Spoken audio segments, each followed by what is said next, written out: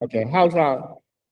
Hi, welcome to ThriveTalk, Northeast Ohio Thrive Magazine's video podcast. I'm Marie Eliam. I'm the editor of Thrive Magazine and hosting ThriveTalk today with one of the smartest people I know, certainly as far as technology is concerned. I don't know him in other arenas, but I'm assuming he's also smart there, is Tak Sato. He's Thrive Magazine's Tech Talk columnist, and he's also co-founder and the operator, one of the people behind the Center for Aging in the Digital World. It's a private nonprofit group based in Westlake, and he runs classes and workshops for older adults on computer issues, technology, and it's all free. And if you want to know more about, you can find out more about that group in the show notes. But Tack, welcome. I'm so glad you're here because I want to pick your brain about AI. Everybody's talking about it. I'm not sure why. Is it going to take our jobs? It'll take my job probably, not yours. But what's the buzz about AI? Tell us what should people know about AI? What is it exactly? And what can it do for us, both good and bad? Gonna just Thank you let it for go from there. inviting me to your vlog. And just before we start, yes, I do run a nonprofit. However, this is my opinion for this vlog purposes. I think, everyone has to do that little disclaimer so Yes, that, got that we, clear all yeah, the legal stuff so we're yeah, safe. yes. Other than that, it's kind of interesting that, you thought that AI may not take my job. But currently, a lot of people with computer science degrees are out of job. It used to be the hot field, but I think something is changing even in the employment picture right now. Well, let's talk about AI, what it is first. My dad calls it IA sometimes, but tell us, just give us a basic primer on AI. Well, I usually say I start with my brain, however small it is a organic intelligence versus artificial intelligence is what we want the machines to think like us humans. However, that is a very, very high hurdle for a machine to think like humans. However, machines are good at doing different things compared to a human, Mhm. just because. And I'll go into that, later if you would like to me to explain further on that topic. But that's the difference between a organic intelligence, you and I, versus a artificial intelligence. The word artificial also means, right? It's not real, but it's man-made, artificial.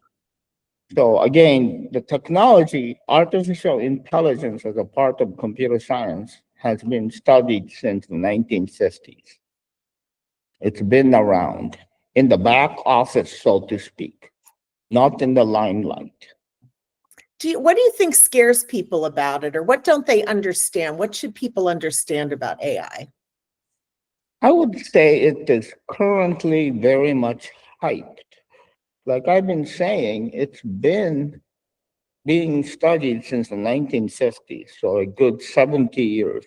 And it's being used not in the limelight, but in the back office. And then it became a big deal when one company back in 2022 made it accessible easily to consumers. And Mhm. that's where the AI race, I believe, of the 21st century started. And then people are promising many things will happen. There's so many people saying so many different things, whether it is fear that would instill fear. For example, is AI going to take my job away? Right, right.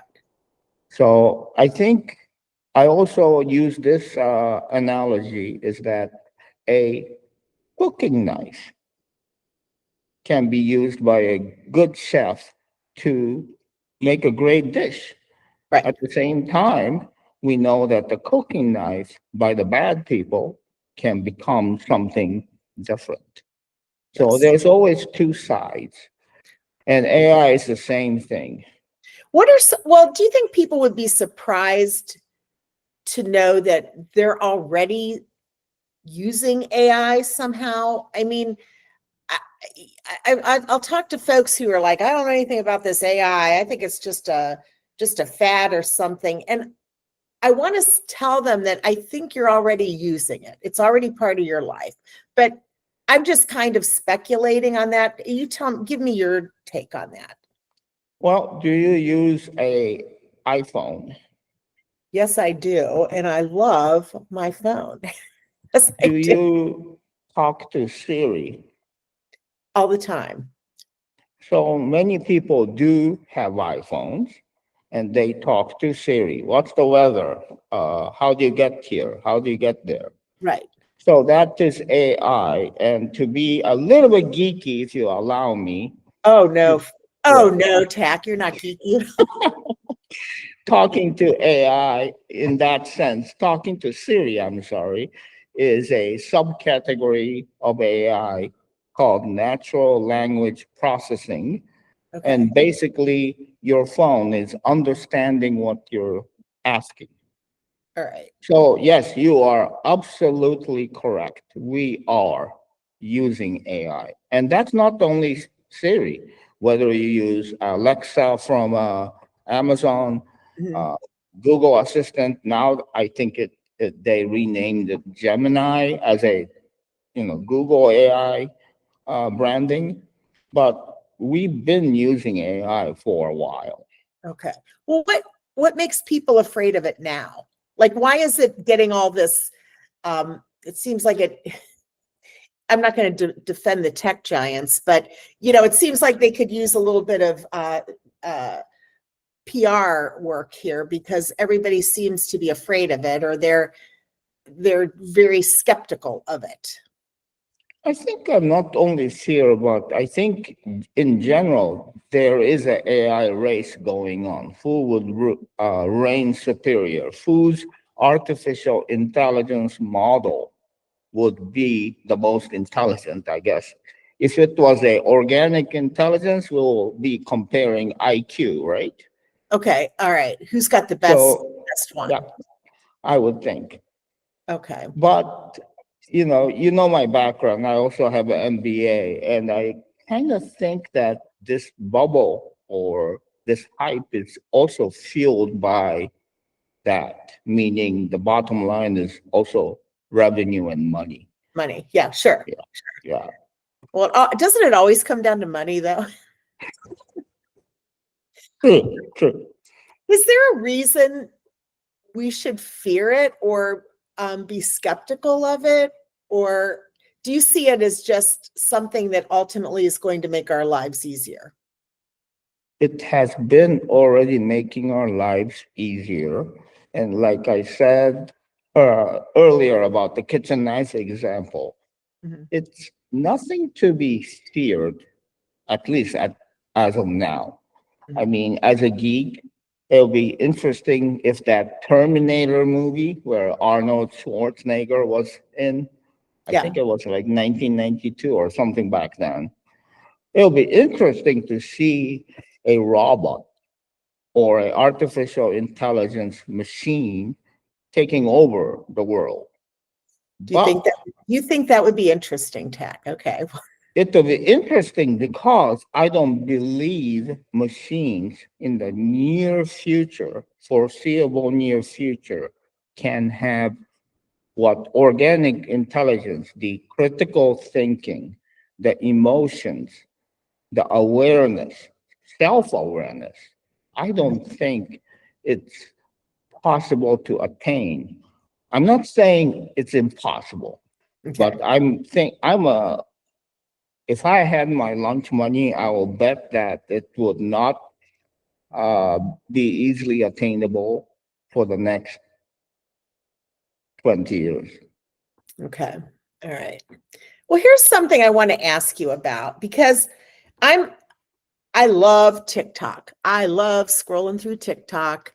I like my Instagram feeds. I like my Facebook feeds and all of that.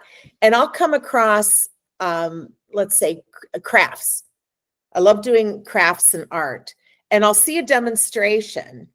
And then somebody will make a comment. Well, this is an AI generated craft. It doesn't work. Don't trust it.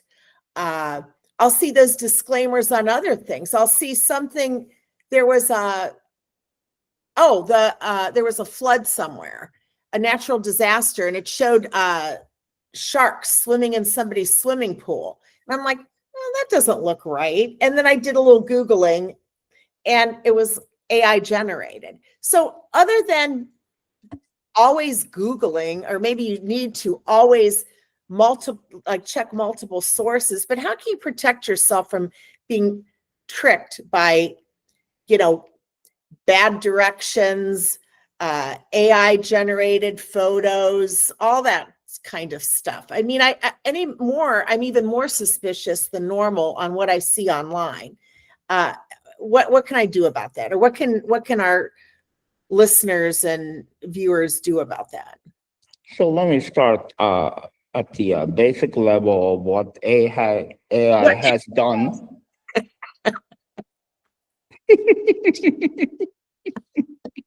You are a nut, man. You are a crazy man. All right, that's a good example. That's a Yeah. perfect example. So, it is Oh my gosh, this is so creepy. How do you do this? you use the word right now, generate. This, let's say this phase of the AI race seems to be more what the subcategory of generative AI. And All right, that turn means off your to, face. You are creeping me out. I like my let old me do that. I I was like my thinking old about tab. that. There you go. This is me. Let's go back. Let's go back to the west side of Cleveland. I like that better. But that was just a real-time example of what I AI love can do, of course.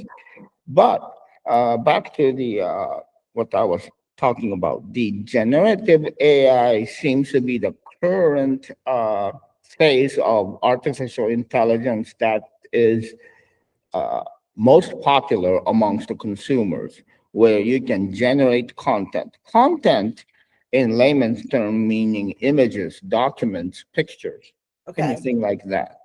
And then there's one more thing to know about, which is called prompting. Prompting, PROMPT, means just writing commands. For example, if I write a command that says, turn this picture, and I upload the picture of you right now, turn this picture to a woman with a white hair. Okay. And then you prompt that, you command that, you request that to this, what we call chatbot, meaning, you're doing a conversation back and forth. You're typing your commands.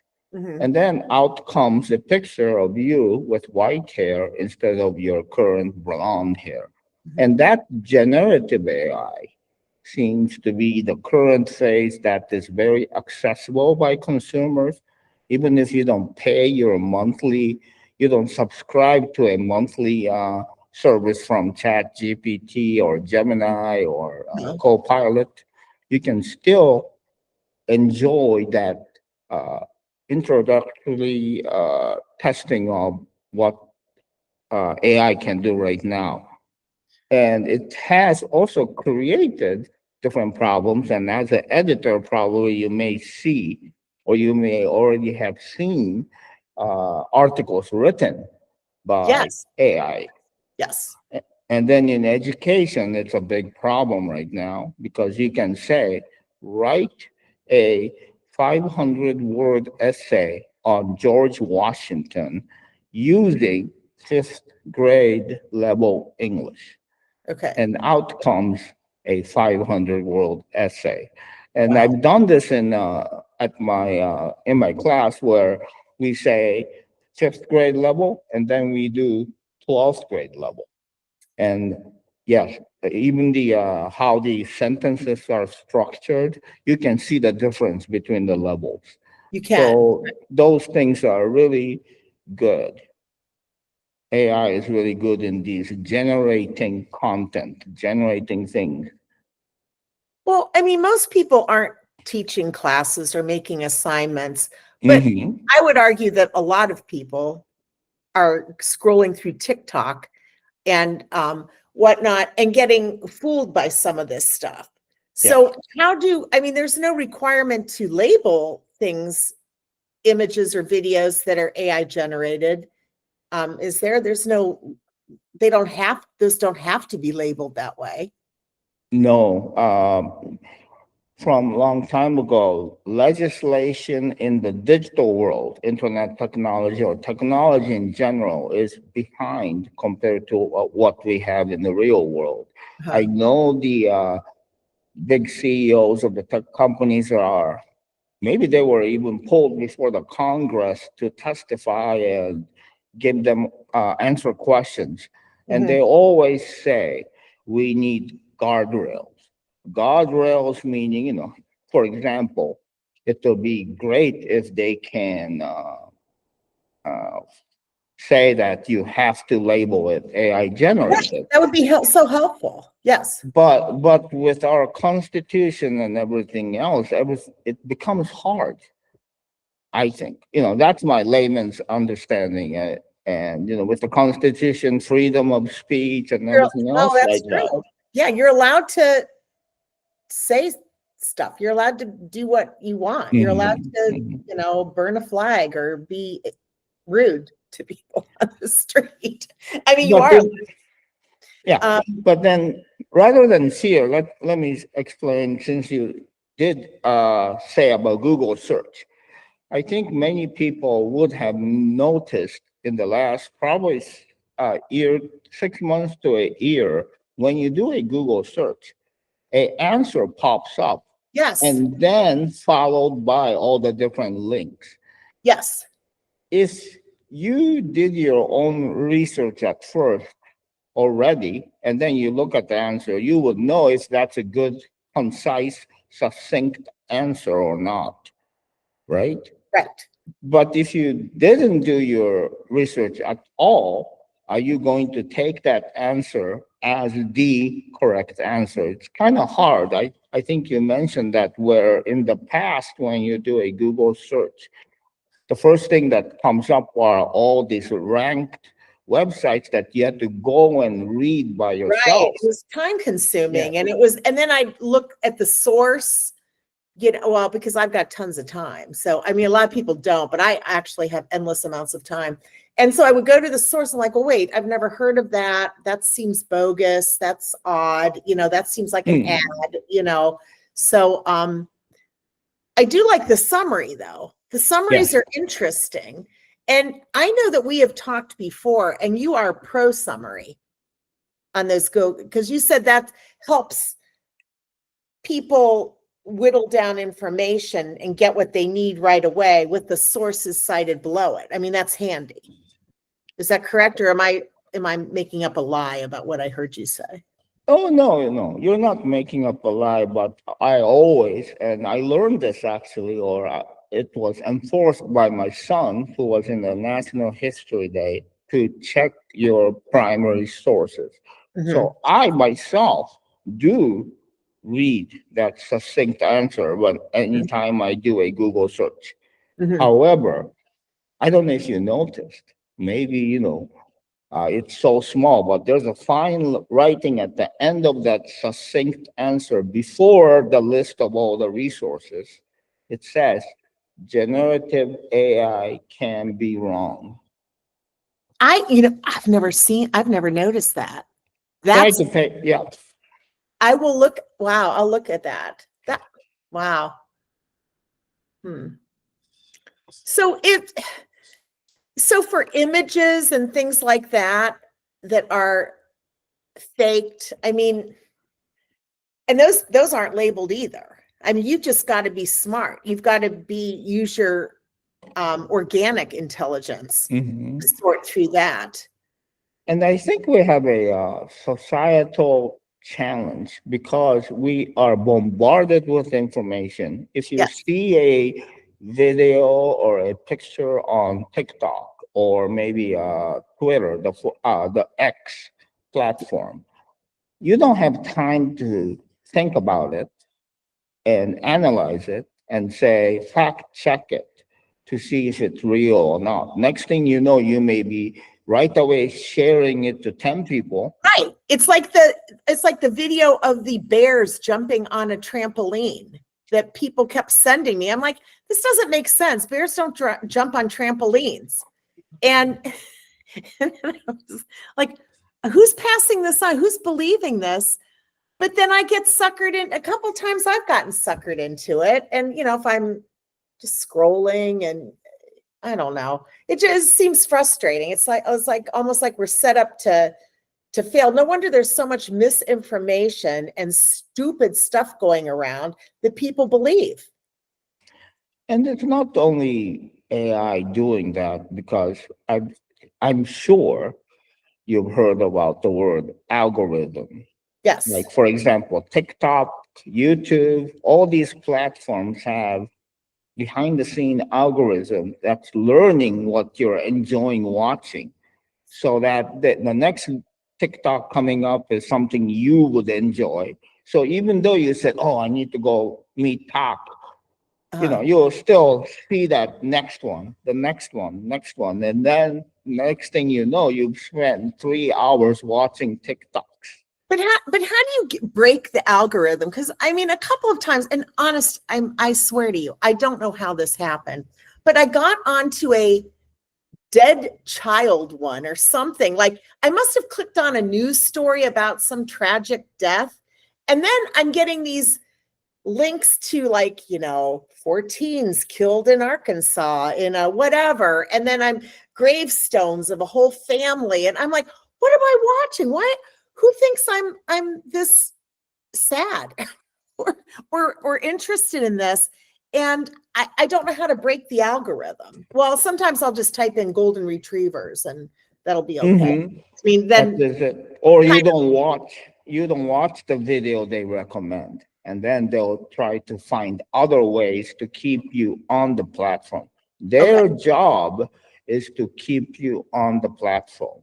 The reason is this: the people who create content for TikTok, Mhm, YouTube, often referred to as influencers. mhm. They're not doing it just to influence you. Oh That's no. the job of the algorithm. I mean, trying to make a living. The Yeah. longer you're on, and then if you have a big follower on TikTok or YouTube, of course there'll be sponsors. There'll be people putting ads on it, And then right? they can also get free stuff. Yeah, And free my stuff too. my son's next door neighbor is a social media influencer and lives in this massive house. And they do like these elaborate parties and they're all documented. Hmm. And she doesn't have all that many followers, but enough, where it's worth her time to record these beautiful trips they take, and they're very nice people, don't get me wrong, but it's just, I'm like, how do they make their money? And that's how. That's how, yes. And remember how algorithm to me is also synonymous with artificial intelligence, meaning it's been there. Remember how I said until 2020, when ChatGPT cracked open the AI race Uh-huh. for the public, until then, everything was behind the scenes, I think, artificial intelligence in many ways. So that's why they had algorithm, and that is partly or fully artificial intelligence, but it was in the back office, and you didn't know that you were getting, I wouldn't say not addicted, but TikTok brings up Well then, yeah. oh, it works on me. I'm so shallow. It's like I'm there. I'm like, sure, I'll do that. I'll watch this stuff. To break the habit is like CBT. what's that? CBT, behavioral therapy. What's the C? I- The CBT. You're the one with the NBA. I don't know. Well, no, this is a psychological term. What was the C? Oh my God! Anyway, there is a, a, a condition or something, or Yeah, something that lets it's a lets behavioral therapy where you just have to just stop it. Or you can set the alarm on your phone and say, hey, 10 minutes. That's what I'm going to give myself this morning okay. to, go through your My TikTok guilty feed. pleasure. My guilty Yeah. pleasure. Yeah, I think it's harmless. I'll tell you what, you're in a different position because you've got you're raising a young man now in college, but I'm so glad I'm not raising kids now. I think that would be really difficult to control all of this and monitor it. And I mean, I never even, cared about kids eating Halloween candy. I mean, that was too much for me to monitor. So I can't imagine monitoring phone use, social media access, all of that. I think that would be very difficult. I don't think you really can monitor anyone older than 13 or maybe let's say 18 of their internet usage. And when I grew up in Japan, I think the vice as in V as in Victor ICE was alcohol and tobacco, Right. right? Maybe in this country, alcohol, tobacco, and maybe drugs. I don't know back then. Now their vices, those things, but smartphones. Yeah. Oh my God. I think they have a harder time getting off of it. I mean, younger brains in development. I mean, it's easier for the algorithm to, like you said, reel them in. Yeah.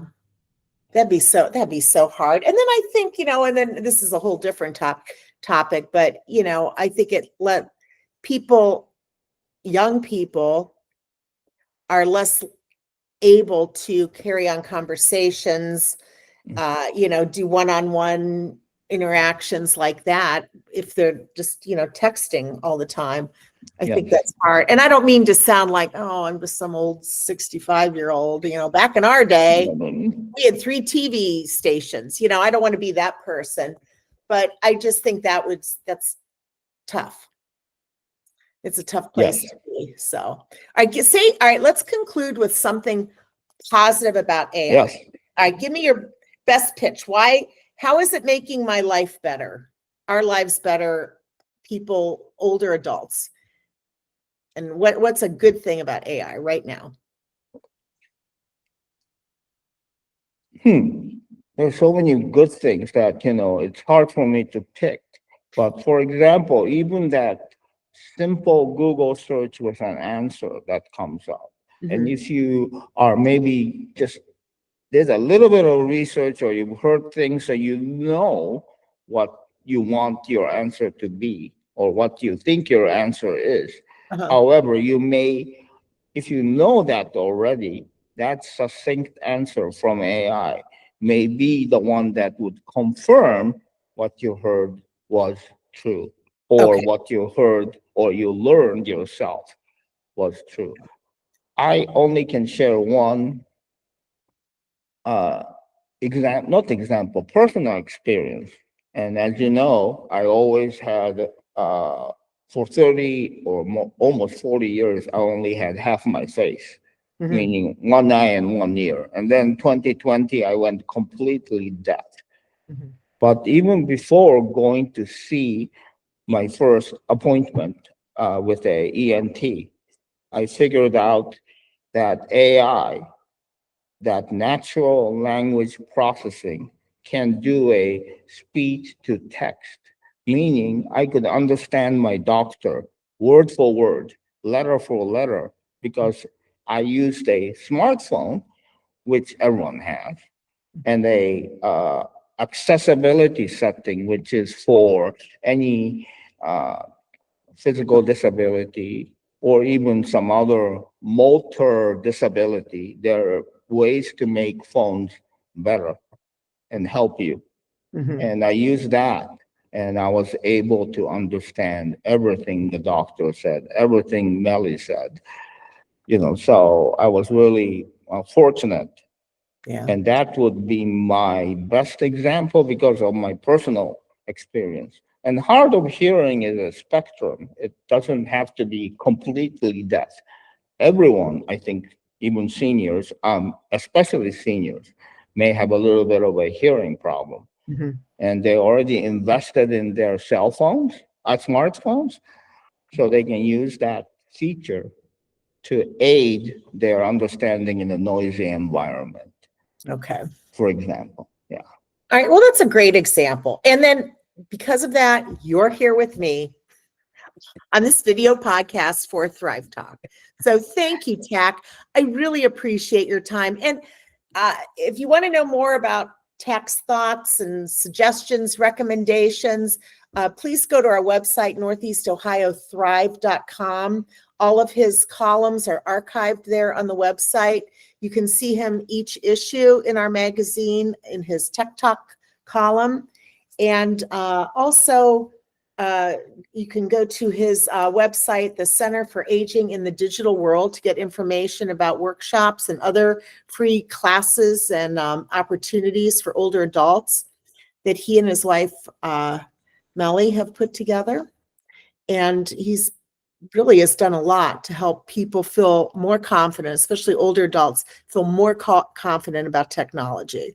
So if you do nothing else in your life, you have done that. So that's been a huge Thank you. service to people here in Northeast Ohio. So, and you can find out more. I'll have it in the show notes for this video podcast. And thank you, Tack. It's always good. I mean, our readers are smarter because of you. So thank you very, very much for all you Thank do. you. Thank you very much. I appreciate it. Now let's see if I can get smart enough to turn off this recording. Hey, you have a good day. Thanks, friend. You too. See ya. Bye. Bye.